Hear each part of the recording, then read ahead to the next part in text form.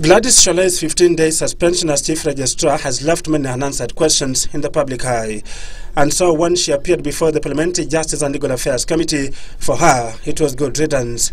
Here, it took close to 5 hours of probing from members of the committee before Shollei singled out those behind her tribulations.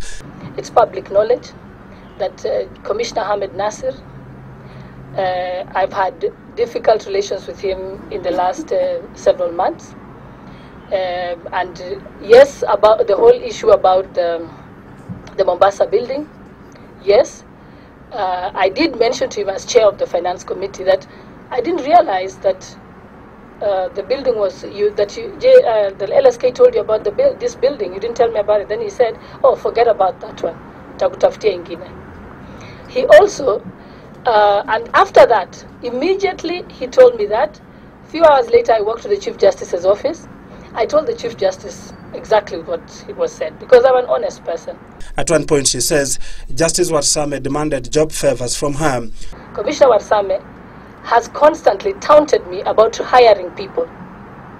And in fact, one time he told me, "We are tujakula matunda ya uhuru ya kazi yako. You've never hired anybody for me. Mrs. Ocheng used to hire 30 people for me whenever I wanted." Yes, I do have issues. And those issues I have discussed with the Honorable Chief Justice. He knows them. It's also true that one other commissioner that I've had challenges with is Commissioner Omide. Commissioner Omide, right from day one that I joined the judiciary, has fought me. There was even a time that I had to write a letter to her, copied it to the Chief Justice, and told the Chief Justice, "Can you explain to Commissioner Omide my role vis-a-vis her role?" I also did indicate in that letter that you can not instruct me as an individual commissioner. I get my instructions from a full JSC, not one individual commissioner.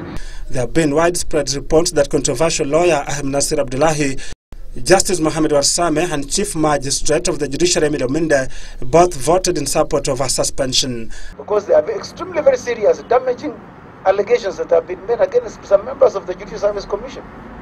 So it is in their interest to appear. And we are not just saying this as a byword. This is not an AOP. This is a substantive matter.